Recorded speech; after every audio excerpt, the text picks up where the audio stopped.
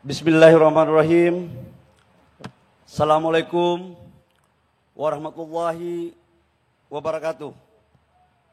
Shalom, Om Swastiastu, Namo Buddhaya, salam kebajikan. Yang sama-sama kita hormati, kita bangga, kita cintai, Presiden Republik Indonesia, Bapak Prabowo Subianto. Bapak Ibu semua, Bapak Presiden, kami ucapkan banyak terima kasih karena hari ini saya semalam di sini. Saya sampaikan kepada teman-teman dari Lotte, ya berdoa saja untuk Bapak Presiden hadir karena memang agenda Bapak Presiden hari ini padat. Tapi alhamdulillah tadi Bapak Presiden datang ke sini memakai heli sebagai bentuk komitmen bahwa Indonesia tidak hanya membuka karpet merah pada satu negara, tapi pada semua negara, termasuk peluncuran Lotte Korea pada hari ini. Yang saya hormati Pak Menko Perekonomian, Pak Erlangga Hartarto, ini Ketua Umum Golkar senior Pak, jadi saya harus hormati, kalau enggak bahaya saya. Yang saya hormati Pak Roslan Roslani, Menteri Investasi Hilirisasi, Bapak Agus Gumiwang Kartasasmita, Menteri Perindustrian, Pak Kapolri yang saya hormati, Bapak Presiden, kami laporkan, proyek ini sempat mangkrak selama 5-6 tahun. Kami jadi Kepala BKPM, setelah itu membuat Satgas Investasi. Jadi yang menyelesaikan masalah tanah ini adalah kepolisian sama jaksa. Jadi karena itu kontribusi Polri, jaksa sangat luar biasa.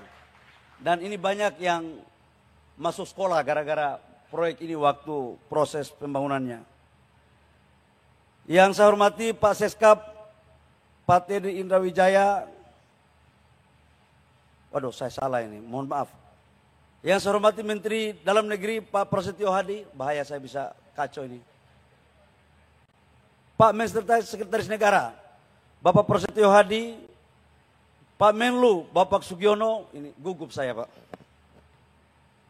Pak Gubernur Provinsi Banten, Bapak Andra Soni yang saya hormati, Chairman daripada Lotte yang sudah datang bersama timnya, makasih Pak atas kehadiran Bapak. Saya ingat betul mengurus proyek ini tahun 2020, 2021 10 kali saya ke Korea. Waktu itu Covid, mengurus Lotte sama LG. Satu orang staf saya kena Covid di tahun 2021 dan tinggal di Korea. Tapi demi membangun kebersamaan Korea dan Indonesia, kita maju terus, pantang mundur. Yang saya hormati seluruh pejabat Forkopimda Provinsi Banten, ada Pak Kapolda, Kejaksaan Tinggi dan semuanya, Pak Wali Kota yang saya hormati. Yang saya hormati, saya muliakan Duta Besar Korea untuk Indonesia dan Duta Besar Indonesia untuk Korea yang sempat hadir, Kepala Kantor Komunikasi Kepresidenan yang saya hormati Pak Angga, seluruh direksi pejabat Lotte yang saya hormati, yang mohon maaf saya tidak sebut satu persatu, dan seluruh Satgas Hilirisasi yang berbahagia. Bapak Presiden, izinkan saya untuk melaporkan bahwa proyek Lotte Chemical ini hari ini diresmikan sebagai bentuk komitmen kerjasama. Saya masih ingat betul pada tahun 2020 ini adalah pertemuan Presiden Indonesia dan Presiden Korea, Presiden Moon, waktu itu di Busan, untuk kita melakukan proyek ini. Dan alhamdulillah hari ini selesai.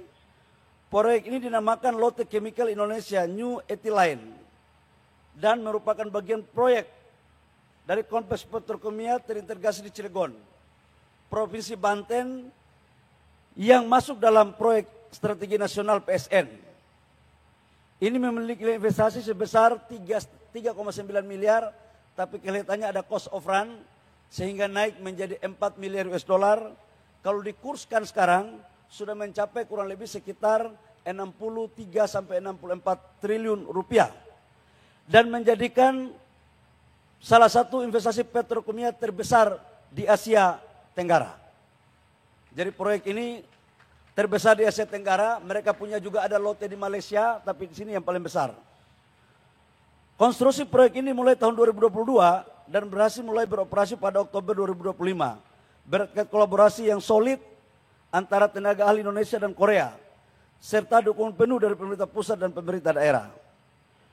Proyek ini dirancang untuk menghasilkan 15 jenis produk utama, diantaranya etilana, propilena, dan berbagai produk turun lainnya yang menjadi bahan baku penting bagi industri hilir, seperti peralatan medis, karet, sintetis, kabel listrik, ban kendaraan, serta beragam produk manufaktur yang mendukung kebutuhan masyarakat dan dunia industri.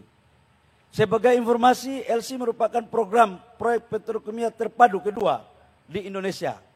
Kami laporkan Bapak Presiden, jadi proyek ini pertama 30 tahun lalu yang dikerjakan oleh Chandra Asri. Setelah di zamannya Pak Harto, di zaman Orde Baru, tidak pernah lagi kita mengerjakan proyek sebesar ini.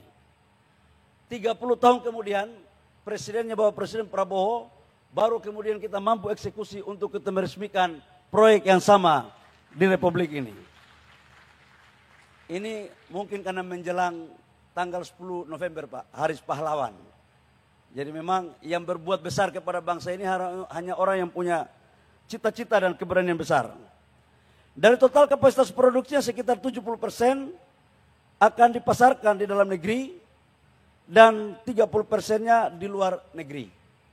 Jadi Bapak, selama ini kita impor.